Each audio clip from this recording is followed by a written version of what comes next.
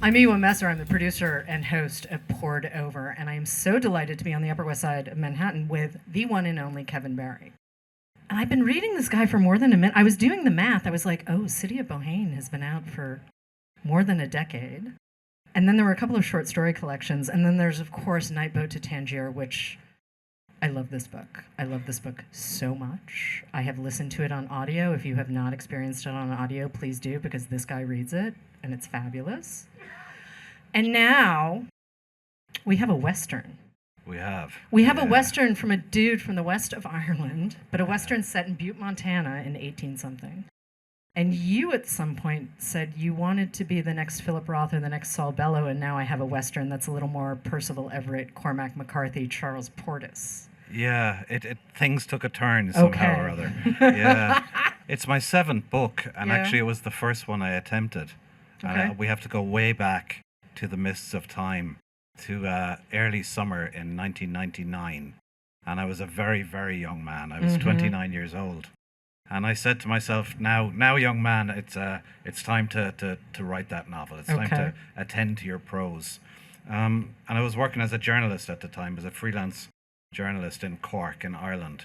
And I wrote enough articles to have 3 months free. Okay. And I went to a caravan. I bought a little caravan and put it on a beach in West Cork. And I said, okay, it's time. Let's do it. Cracked my knuckles, opened the notebook, and I had nothing. I had no idea what I was going to write a novel about. And I started to go on long, bitter, tormented walks in the Caha Mountains in West Cork. And one day I almost fell into an old copper mine, an old abandoned copper mine. I thought, that's interesting. And I started to research them. And there was barely even internet at the time. This is so long ago. So I was in the dusty archives. And I found out that the mines played out in the 1880s. And all the miners from County Cork moved en masse to Butte, Montana. Okay. And there were soon 10,000 of them out there. So it became this crazy little Irish city high in the Rocky Mountains, a boomtown, because copper was being mined. They were electrifying the nation. And in the way of young Irish people when they go abroad, they lost the run of themselves very quickly and fell into dope and drink and brothels and all that kind of thing. So this was the setting, and I knew it was a great world for a novel. And I said to myself, all I have to do now is get to Butte, Montana. Okay, so when did you finally get to Butte? October 99. Okay. It was my first trip to the US, and I flew to Seattle, and I got on a Greyhound bus for about 17 hours. And every glorious nut job in the Pacific Northwest was on the bus to Montana. And I thought, I just have to press my record on my dictaphone here, and this novel is going to write itself, you know. But I got out to Butte, and I guess, Miwa, you get a little bit more reserved in life as you get older, but I wasn't reserved at all when I was 29. No one is reserved at 29. Yeah. No one. I was literally stopping them on the street going, okay, listen, I'm writing a novel about this place. What have you got for me? And they were really kind, actually. They were really lovely people, and it's very proud of its Irish heritage still. So when you show up with an actual Irish accent, you're embraced to the bosom of the town very quickly. And they get me great material. And I remember they brought me into the local library and opened the archive, and I was drowning in these love letters and that had been sent back to Ireland in the 1890s. All this amazing stuff about the bars and the brothels and the opium parlours out there. And I went home and I wrote about 120,000 words. And even as I was writing it, I knew there was no life in it. Right. I didn't have the characters. I had all this great texture for a novel. I had this great scene, but I didn't have the people yet. And I could feel myself slowly, kind of poignantly pushing it to one side. And I did manage then to write 6 other books. And we jumped forward to the second half of the pandemic when suddenly one morning the notion came again. Did you look at the draft? Did you pull it out? Did you start there, or did you just start writing again knowing that you had a better map? It's under a bed in a box somewhere in a spare room at home in County Sligo. I haven't been able to go near it. I'm afraid to kind of open the box. And I'm sure there's good bits of description. I'm sure there are sparky lines of dialogue here and there, but it's not a novel. I know that. I didn't have the characters until 2021. Okay. In the second half of the pandemic, when I was walking in the woods one day in County Sligo, and I said to myself, you know what, if you're in the woods, you're in a Western. All you need is a bit of imagination. And then I kind of just, in my mind's eye, I saw them. A young man and a young woman riding double on a horse. And I thought, if they're riding double, they're in trouble. And they have to get out of someplace quick. What if it's Butte, Montana in 1891? Because I have that world. And then I was in. Right. And I wrote it in about 10 months from there. You also tend to write pretty tight, though. I mean, you've talked about trying to write a 3-hour novel, as in it can be read in 3 hours.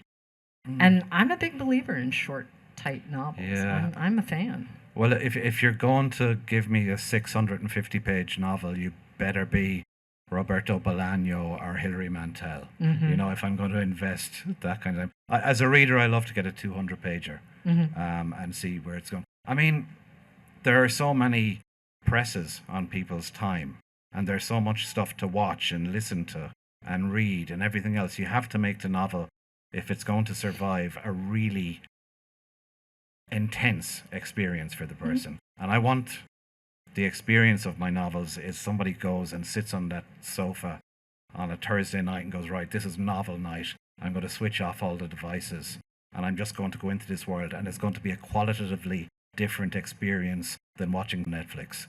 You know, you're going to be in this place and you're not going to be able to take a breath until you find out what happens with this narrative. And just to make it, and I think what we have to think about as novelists is how do you deal with the contemporary reader's brain, which has changed incredibly in the last 10 and 20 years. And it's not that staring at our phones all the time and being online all the time has made us slow. It's that it's made us much quicker. Our brains work like, you know, data processors now. They really go. And how do you arrest that? And how do you slow that down? And how do you bring the reader into a quieter place and a more thoughtful, considered place? Wait a minute, though. You're the guy who keeps delivering these comic narratives where lots of stuff happens, and it's usually violent. Even when we're talking Charlie and Morris waiting for a boat that may or may not come with a kid that may or may not be on it, we get a lot of their history, and they are not hanging out playing checkers at the local social club. Yeah, and this is Night Boat to Tangier, the last novel. Yeah, I was just talking to a friend about Saul Bellow there, and he is a novelist I go back to, and I especially love the way he writes lowlifes. Yeah. It's in something like Humboldt's Gift. He does great gangsters, and with Night Boat to Tangier, I'd been going to Spain for many years, escaping the Irish winter often, escaping the grey skies and the rain. And for years I was thinking, where's my Spain book? I know this place. I've spent a lot of time here, and I couldn't figure it out until I thought, what if I just put 2 gangsters from Cork City in Ireland down there? That'll be my Spain book. So a diaspora is a great thing for a writer, you know?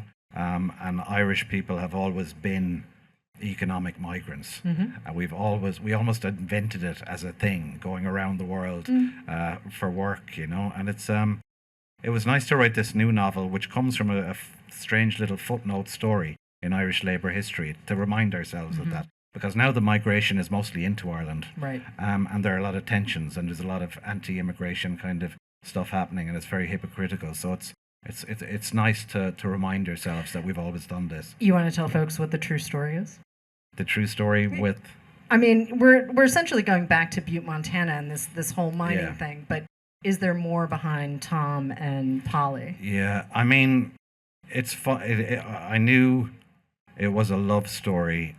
When I think of characters first, and I get praised often for my dialogue, and I'm very grateful for all praise, but I'm not thinking initially about what they're saying. I'm very often thinking about how they're holding themselves. If you can figure out what your character is doing with his or her shoulders, you can figure out an awful lot about them. Right. How they're arraying themselves in the world, what level of affront they're displaying to the world. When I saw Tom and Polly, I knew that Tom Rourke, who's a 29-year-old dissolute disaster of a young fella, he's a doper, he's a drinker, he's always in trouble, he's a kind of a bit of a poet, he fancies himself as an outlaw type, but he doesn't know who he is. He's searching for identities. Yeah. Whereas Polly Gillespie is a young woman who's just arrived in Butte to marry somebody else in an arranged marriage, an older mining boss, also from Ireland. But she's very sure of herself. She knows who she is. And I thought this is going to work as a believable romance, as a believable love affair. And it's also very much a lust affair. They're immediately, as soon as they clap eyes on each other, it's, we're going to go with this thing. And we have to follow this thing wherever it takes us. And it's, of course, remember, it's the Rocky Mountains, Butte, Montana, 1890s. Hard, tough life. And you have to take your fun wherever you can find it. It's like the old Italians used to say, that sex is the poor man's opera, and you have to just take it when you find it, and go with it. Okay, all of that is true, but also you have talked about in the past how the story will always determine the style. And the language, I mean, you do something slightly different with every book, though I would argue that City of Bohane is a Western, and I think you would agree. I think you've said that in the past as well. But this book, yeah, it's a Western. Yeah, I mentioned Charles Portis. Percival Everett did a Western called God's Country. There's a little bit of that sort of catch and rhythm in both of them. Hernan Diaz did In the Distance, which was a finalist for the Pulitzer. I mean, Westerns are sort of, it's a more flexible form than we might otherwise think. But no one has a six-shooter. No one's walking around saying, I'm going to stare you down. Where's Gene Hackman? Kick, kick, where are my spurs? Yeah.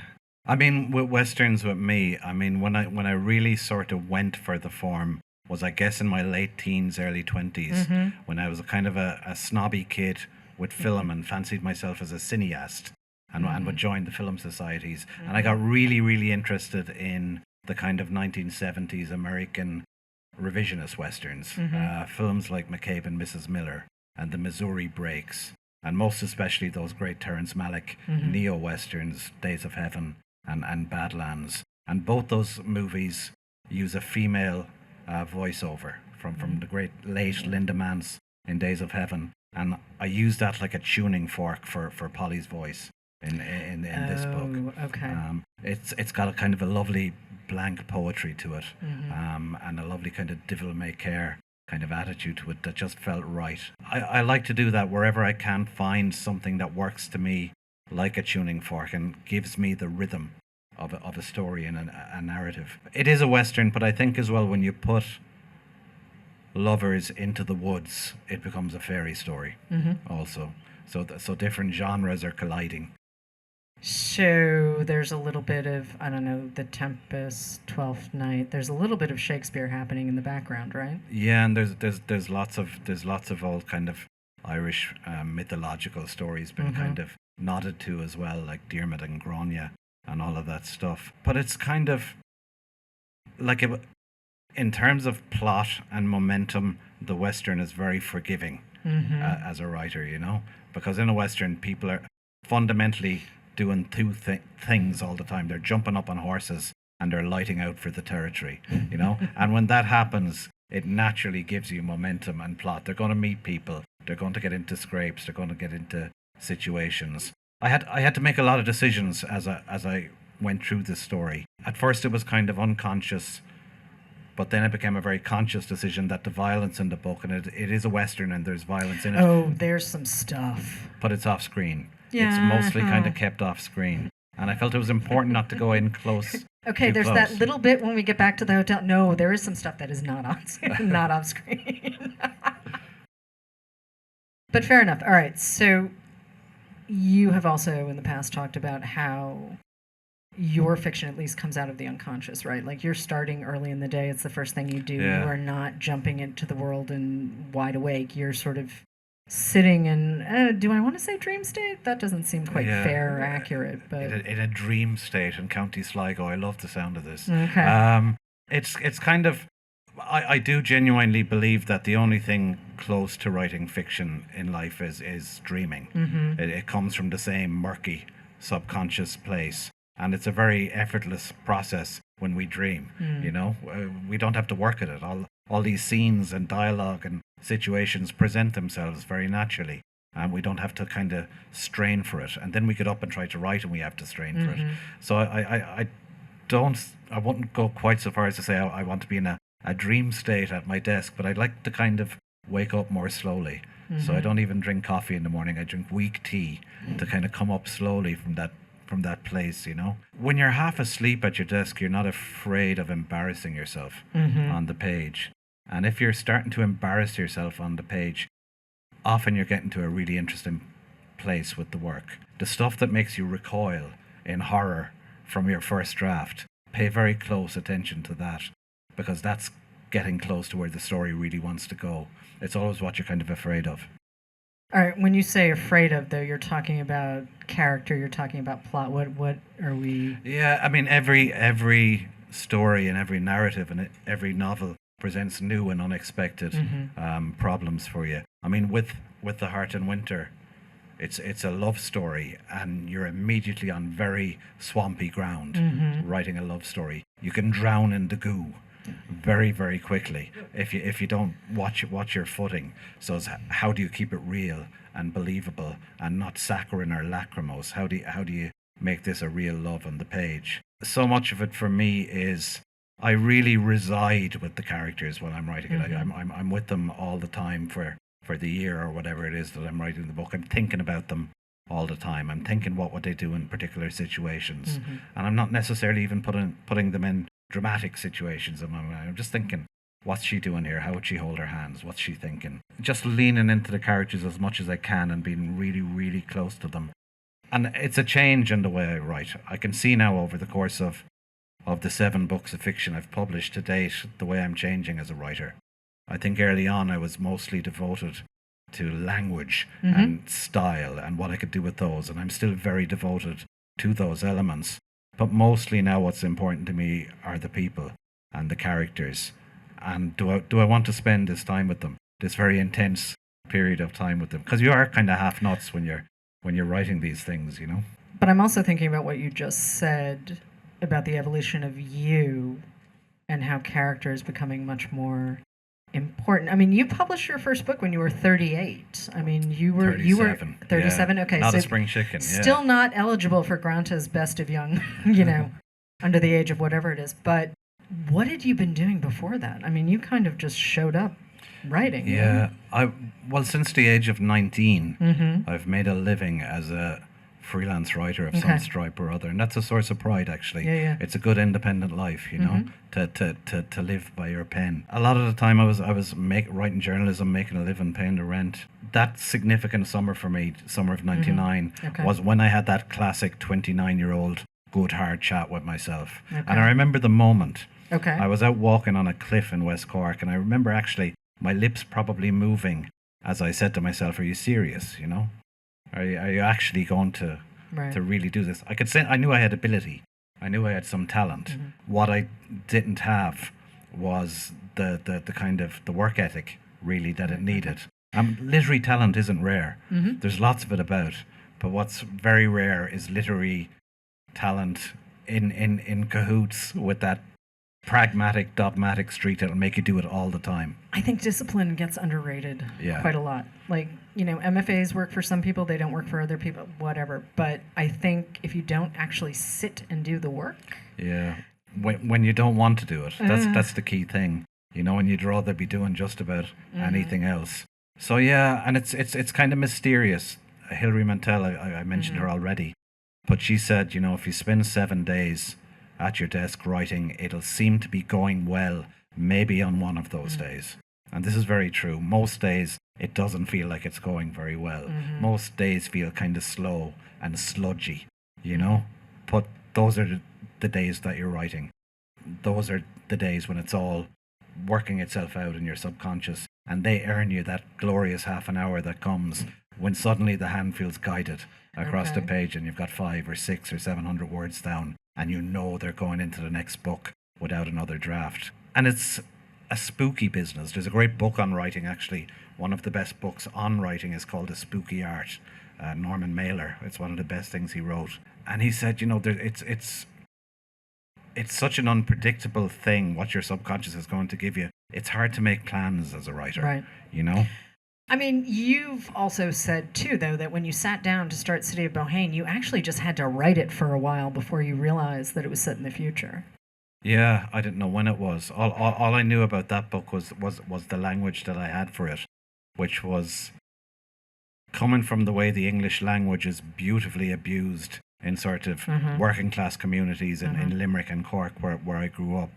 And it was an excitement to write it because I could sense that it hadn't come into Irish literature very much up to that point. I had to read some of it for an American college group on Zoom the other week, and it was a very strange experience to go back and read little bits that I'd written in 2009 or 10 and not having seen since. And like I could sense vitality in the language and excitement in it. It's very much a first novel in terms of its structural engineering, I'd say. But Yeah, it that's was fair. it's strange, even that's only 14, 15 years ago.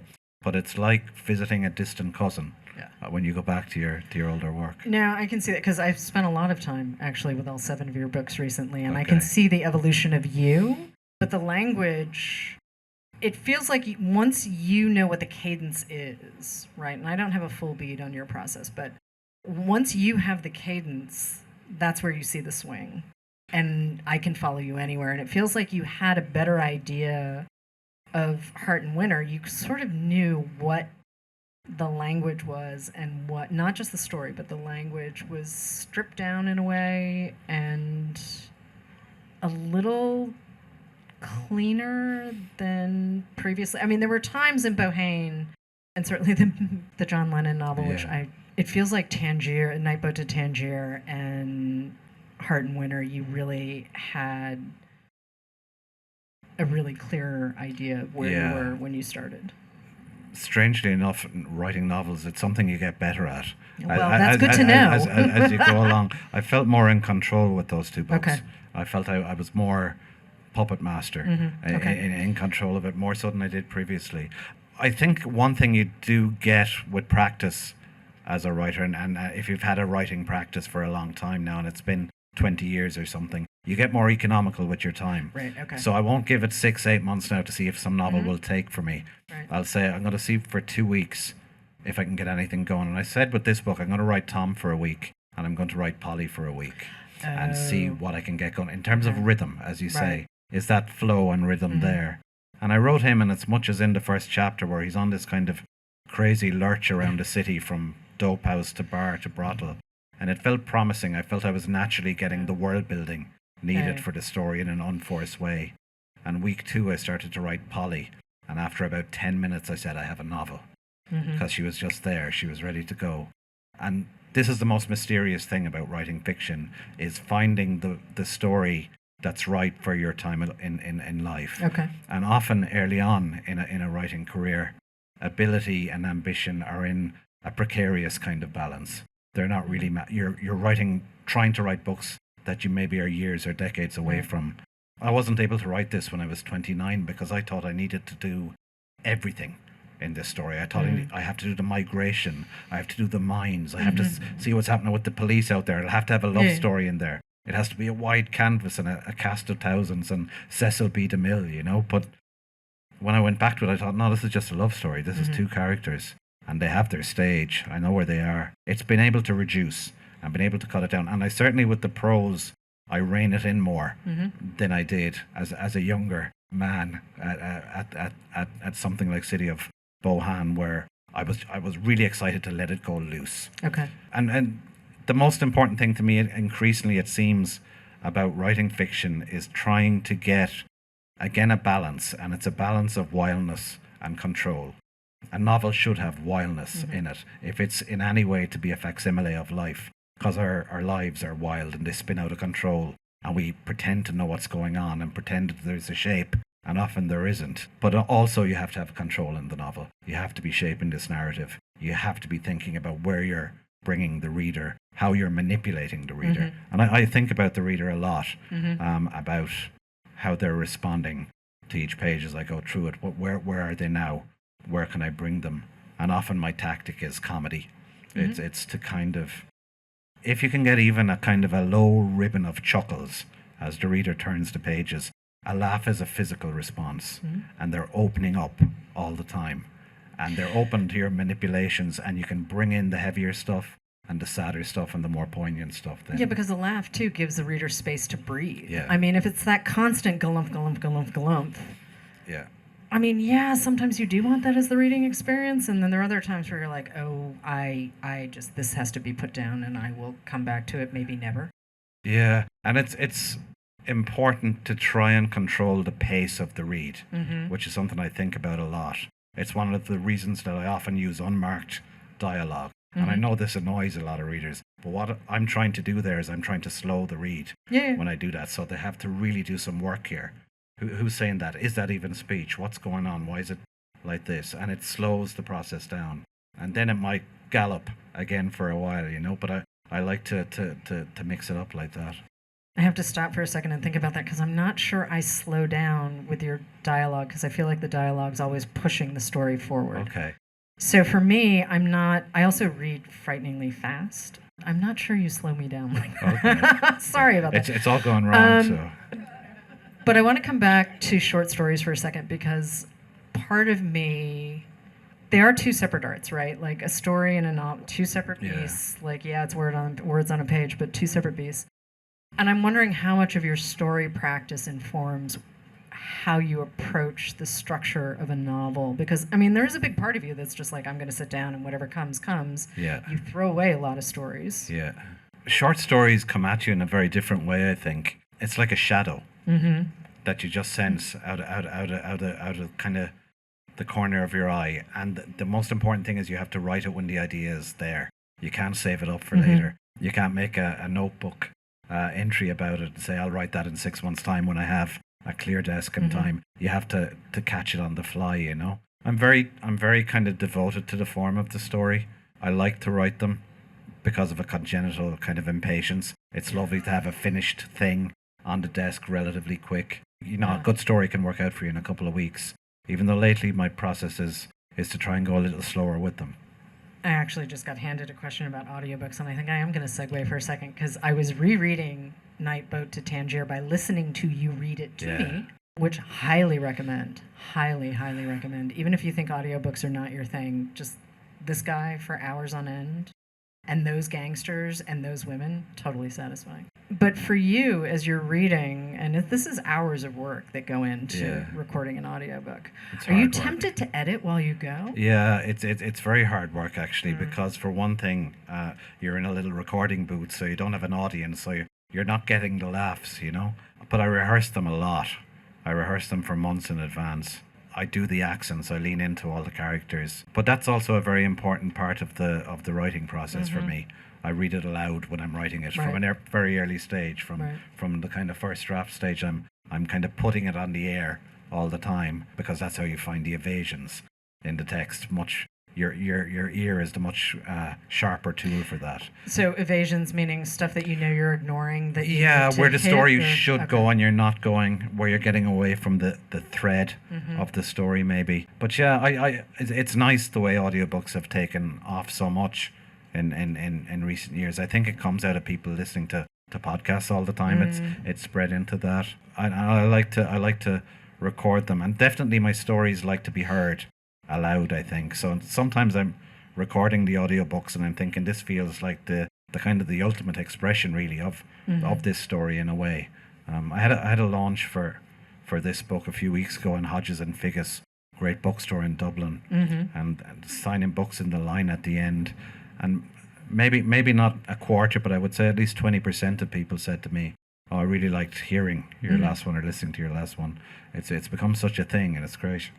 I mean, going back to the Western for a second, I mean, if you think about the mythology of the American West, right? This whole idea, you leave Boston, you leave New York, you're the second son, you have no role, you may as well go west. I mean, this is how we're going to create a culture and a society and all this other stuff. And it's like, well, of course there are going to be multiple accents happening. Yeah. Right? Yeah. Like, not everyone is going to sound like they're straight up from the mid-Atlantic, or I'm not entirely sure when the Boston accent became a thing, but I'm sure that got plastered across. What's fantastic about Butte is that it's this little city in microcosm. It's a tiny city. It's 30,000 people at the time we're writing about. But wherever there were mines in Europe, miners went from there to Butte because it was great. They were making great money. It was horrible, dangerous, filthy work, and they were all dead by 40.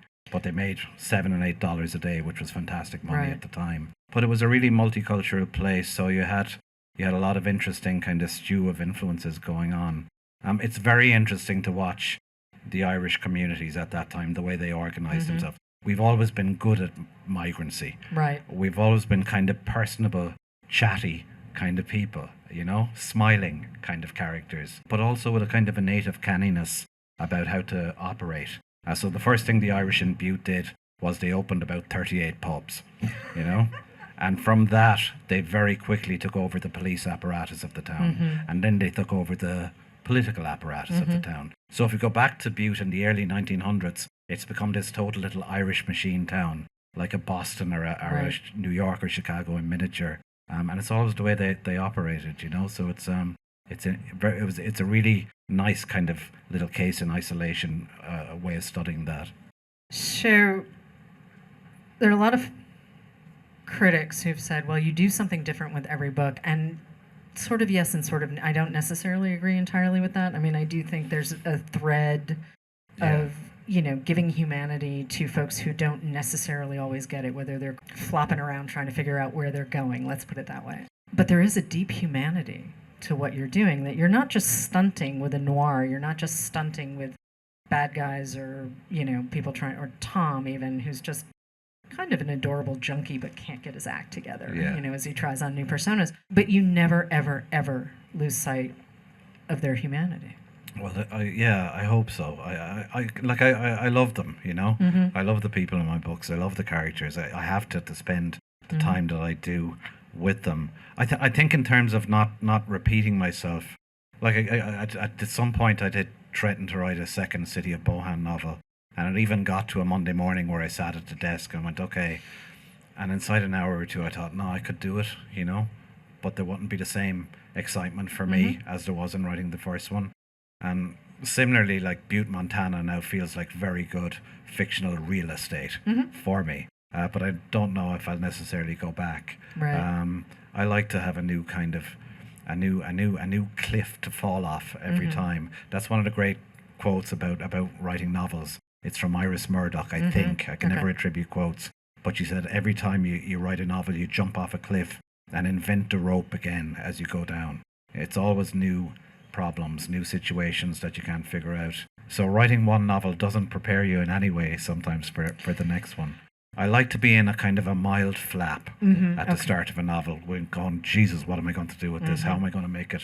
If I'm not anxious at the early stage, I'm worried, you know, because anxiety is a very important creative force for all artists. It's why you do it, you know. It's the reason you go to your desk or your studio or whatever it is. Wait, anxiety is the driving force? I think so, yeah. I think most artists and writers and musicians, they're working from a place that begins in an anxious state. How do I express? How do I make a place for myself in the world? How do I connect with people? That all comes out of a kind of anxiety. I think you're the first person who's ever described it to me as anxiety. I mean, I've heard people describe it sort of in terms of creative juju and all of these other things, but anxiety kind of makes it almost pedestrian. No, I think it makes it, if you look at it as a kind of an animating influence on the work, I think, you know, and maybe as a way of getting that kind of empathy and getting that feeling into it. The cast of The Heart and Winter, I mean, obviously we've got Tom and Polly, and this really is all about them, but they can't survive in a vacuum. Yeah. Yeah, and I want to talk about the supporting cast for a second, because there are some wild characters in this book. And I wanted to take a lot of care with them. I'm very conscious that I write two-handers a lot. Okay. I see them coming from miles away now. Oh, God, Jesus, here's another one, you know? Another double act. And I could see this happening with Tom and Polly, so I said, I need to have a cast. Okay. And I need to take special care. I don't want kind of drive-by descriptions of these subsidiary characters who are coming in. So we have a kind of a Yorkshire reverend who they meet in the dark of the forest one night. There are various Cornish gunmen on their tail. I would say about the audiobook, I've done a great job on all the accents. I'm not sure about my Cornish. I think it's possibly a hate crime against the Cornish people, but you have to try. You know, you have to make the effort. But yeah, I wanted to spend special time with those characters you meet in their encounters, you know.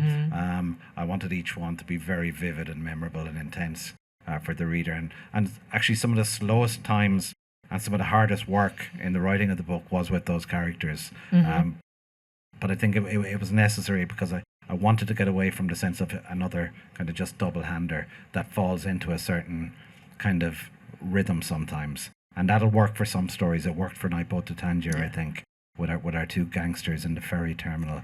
But I wanted this to have a kind of a diorama feel as they move through the landscape, you know. And again, that brings me back though to the mythology of the American. Like, who are you going to meet, right? Like, everything is unexpected. You don't know. I mean, yeah, there are sort of tropes and what have you, but the idea that you can be anything. Yeah. And reinvent yourself however you want. Like, we don't necessarily need all of the backstory for everyone. Yeah. But we get enough. Yeah. Very quickly. There's a great non-fiction book called Badland by the Jonathan Raban. The late that Jonathan book Raban. is fabulous. Yeah. It's so good. It's about the settling of eastern Montana in the early 1900s. And what's really interesting about that is the way the railroad companies used fiction as a device. They were painting these pictures for people. This is what you're going to have when you're the brave settler out on the last frontier in the Pacific Northwest. And it was all fiction. You know, there was this terrible land that they were getting and impossible to make a living on it. But that was a really interesting text for me to think about. And it was kind of close to my desk when I was writing this novel. But yeah, there are so many versions of the West that you can write. And I was aware early, thinking to myself, wow, I could literally do this entire Western just with Irish accents. And it would be it would be accurate to its time. But yeah, it was Butte it felt like a gift of a world for me in that sense. I do think Polly, though, because she's so much more established in her own sort of sense of self, I don't know if it's because she's slightly older, I don't know if it's because she's native born, but she needed to be separate from Tom in a way. I think that's part of the attraction, and that they're so sort of seemingly different in background. I think they're immediately aware that this is the great dramatic event of both of their lives. I think they're both immediately aware that this is probably going someplace very dangerous and dark very quickly. We don't know, but we have to follow it down the line. And all right, so let's talk about other influences, though, beyond the Raban, beyond, Portis, beyond McCarthy. Certainly, anyone who's read Blood Meridian is fully prepared for what they might get in Heart and Winter. Yeah, and you would have to say, like, Cormac McCarthy's Westerns in the 80s and 90s, he kind of saved the form. Oh, completely. All the Pretty Horses put Westerns on the map for people who had never read Westerns before. And he kind of made it seem like there was life in this game yet, So anybody who's writing a Western now has to kind of nod in some respect towards him. I was trying to listen to a lot of the music that they would have been listening to in Butte, Montana in the 1890s. Tom works as a kind of ballad maker, and this was a job that existed. They would go around the bars and write ballads for miners from particular mines to say you were the hardest workers and the biggest drinkers and the craziest for women, and all these kind of songs and ballads would go on. And there was also, a great kind of a great thing for tenor singing.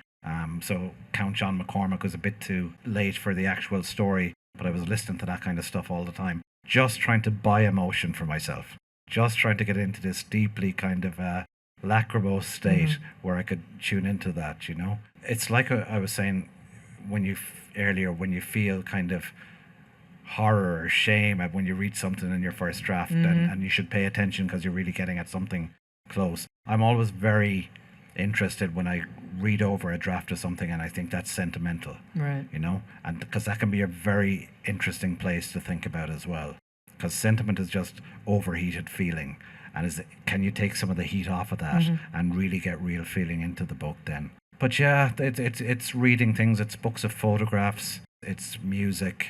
I listen to music all the time as I write, and I try to almost score it, the fiction as it goes along. But it's and I have to say those Terrence Malick movies were very important for Polly's voice. in terms of Tom, like he's a 29-year-old dissolute Irishman of literary ambition. He's a young man with literary ambition. And I know what that feels like, you know? It's an elevated state to find yourself in. Right. And it's also a catastrophe, usually, you know? What do you mean 12 rules for writing a Western? I mean, he stumbles across that, he's very annoying. He does find this newspaper cutting about, but they were writing Westerns by the 1890s, you know? Absolutely. So the world was being mythologized even as it was still coming into being in some ways. Isn't that how it comes into being, though? We write the mythology which comes first, yeah. We are getting close to time, but there was something I really wanted to ask you about, because Harold Pinter, you've cited Harold Pinter more than once, and I'm sorry, Pinter is not the first person I think of when I think of you. Beckett, I get. Like, I see Malloy and Malone Dies, and certainly Godot, and even a little bit of Happy Days. But Pinter always struck me as a little arch and a little hard, and I know there's comedy in Pinter, but you kind of need to see Pinter in order to get the comedy, because when you read it on the page, it just sounds a little aggressive. I guess when I have mentioned him, it was mostly in relation to Nightboat to Tangier. Okay. And I was mostly thinking of his very early plays like The Caretaker and the Birthday Party. Yeah. And what he has in those is he has a great gift for balancing comedy and menace. And it's a difficult balance to pull off. Yeah. But he can do it, and that was important to me for that particular book. Like in terms of like Irish writing and Irish literature, and people talk about the great tradition and all of that. The thing is, there are many different traditions within it. You know, there are lots of different roads that writers have gone down in the past. There was kind of the Joycean Catholic prose where everything is going onto the page. There was the Beckett Church of Ireland Protestant prose where everything is coming back off the page. And then there was a kind of more mischievous third way with writers like Flann O'Brien, who kind of really made fun of it a lot and went at it in a kind of a roguish kind of a spirit. And I kind of see myself maybe more in that kind of a direction, you know, with it. But it's it's what's good now at the moment is that there are so many really gifted Irish novelists and story writers being published all the time, and it's a good example. You know, when your contemporaries and friends are knocking out world-class books all the time, you have to keep your game up.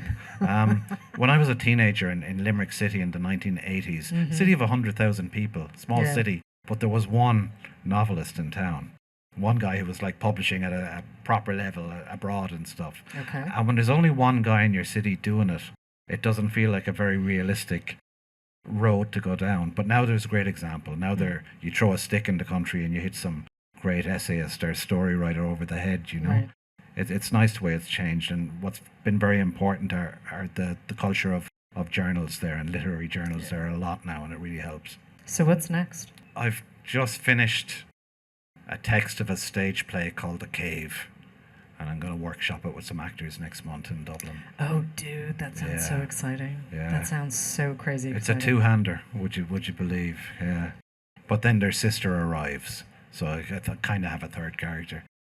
I like working with actors. Yeah. I think writing and acting are kind of cousinly to each other. So it's nice to have colleagues for a while to go into a rehearsal room and not just be in your shed in County Sligo, listening to the rain, going slowly nuts as you try and make the story come true. Yeah. Okay. All right. We'll be patient. We'll wait for the workshopping to get done. Because really, I would very much like to see this. I would very, very much like to see this. Yeah. Well, fingers crossed. I hope it works out. Okay, fair enough. In the meantime, we've got 7 books. We didn't even get to the Robert Lowell, all of the Elizabeth Bishop. There's a whole subset. So you know what? Maybe we'll do another conversation at another time, and we'll do all of the poetry that we didn't get to this time. I'd love to, Miwa. Yeah. Okay. Thank you very much. Thank you all for joining us, Kevin Barry. Thank you so much for joining us on Poured Over. It's been a real pleasure. Thank you. Okay. Thank you. Thank you, Miwa. That was great.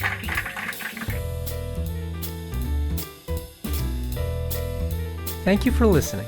Poured Over is a Barnes & Noble production. To help other readers find us, please rate and review the show wherever you listen to podcasts.